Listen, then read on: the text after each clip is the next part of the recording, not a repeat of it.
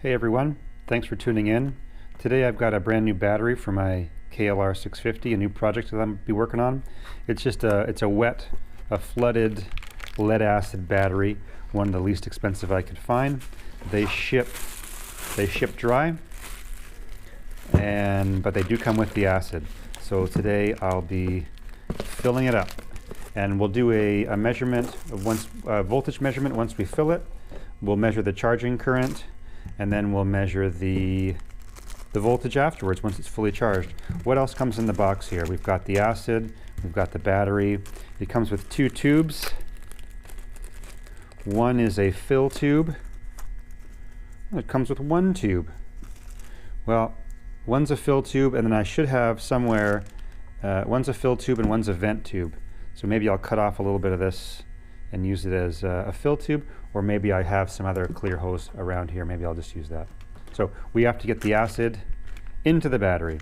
So first things first, I've got my gloves on, got my glasses on, and I've got some water nearby if I need. And also remember that baking soda neutralizes the acid. All right, so first things first, we'll remove you have to remove, there's a vent cap here, this red cap. Ooh, did you hear that? Under pressure. And then we'll pull the cell caps,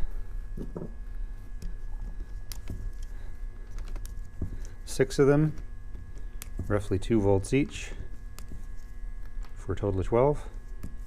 And we'll cut open the acid and remove it from the bag. And now remember, this is how it was filled at the factory here. We're going to cut this nipple on the end. We'll put our fill hose on that, and we'll fill each of the cells as we go, and we'll fill to the upper level, each one. And we should have more than enough acid to do that. I'm going to keep the tube that came with it at full length, and I'm going to cut a piece of this clear tubing that I had on hand. I'll use that for my fill tube. Just cut a length there, then we'll make sure it fits. Looks like we've got a positive engagement there. I'll just cut the top off. There we are. So you got to remember hard not to touch your face while you're doing this. It's amazing how many times you touch your face, right? Be careful about that. Wouldn't want to rub this stuff into your eyes, even though you've got your eye protection on. All right, let's do it. Just good fit. We'll squeeze it in there.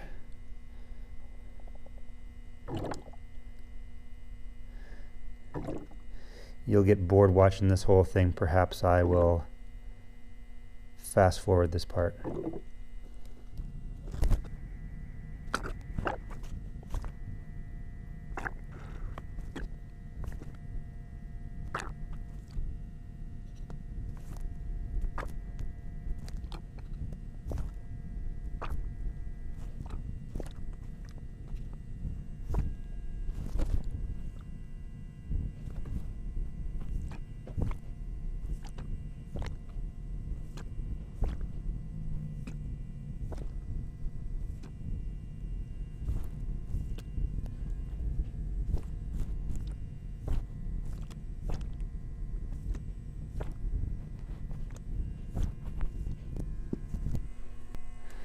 I'm going to wait for that to settle. Tap the battery. You can see how it's a bit uneven at the end there.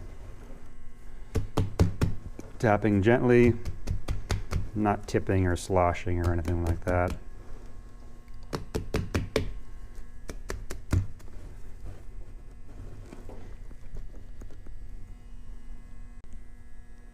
Okay, so we're up at the top now.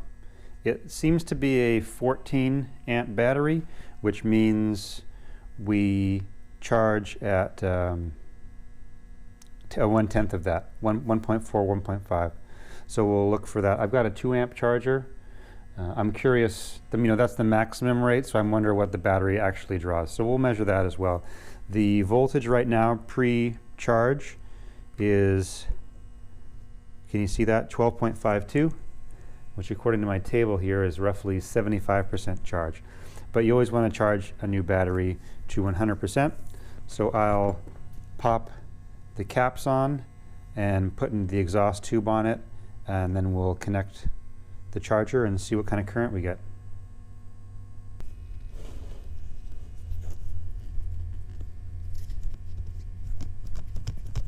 That doesn't fit very well at all.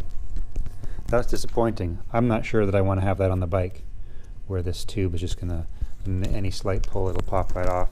So maybe I will use this heavier duty tubing that seems to fit. That's a more positive fit. Yeah, I'll use that instead. Yeah, a bit thicker as well. You can see this, the tubing thickness. This is much softer. This is a firmer one. Well, I'll use that. I'll cut a length that'll be more than I need. What the hell? I'll leave it long and cut it later.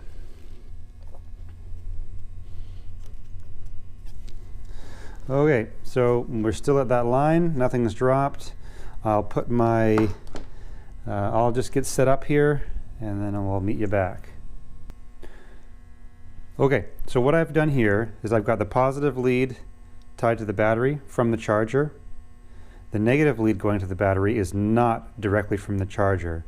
This lead first goes through my ammeter. Hopefully you can see that screen without reflection. The negative lead goes to my ammeter.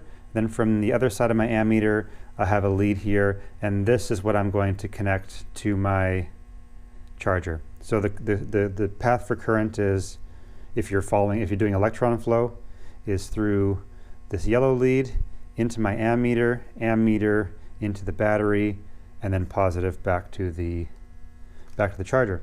So I'll connect the charger to this little patch cord I have here, and I'm going to plug the charger in. I'll bring the ammeter up where you can see it, and we'll see what kind of current we get. I'm on DC current. Let's plug her in. And this is, I should show you, the charger is just your run-of-the-mill battery tender, and I'm in it's selectable 2 amps and 4 amps. I'll keep it on the 2 amps for now. Well, let's see.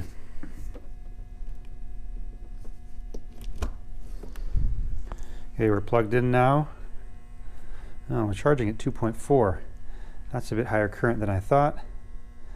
Current's rising. Maybe I will just monitor, as we're charging, I'll monitor for the battery feeling warm, and that's a sign that we're charging too quickly.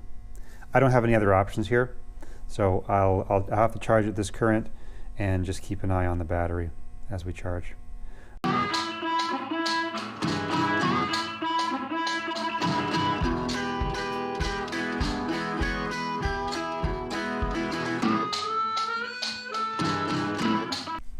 Okay, so we're back. The battery's fully charged. You can see on my charger here, it says full, and I had the 2 amps selected there. I decided to just put my trust in the intelligent battery charger and let it decide for how long to charge the battery, and then it shut off. So I'm not sure how long exactly the battery was charging for. I'll unplug it now, and we'll measure the terminal voltage of the battery. Unplugging the charger first before I unplug the charger from the battery. And let's measure our terminal voltage.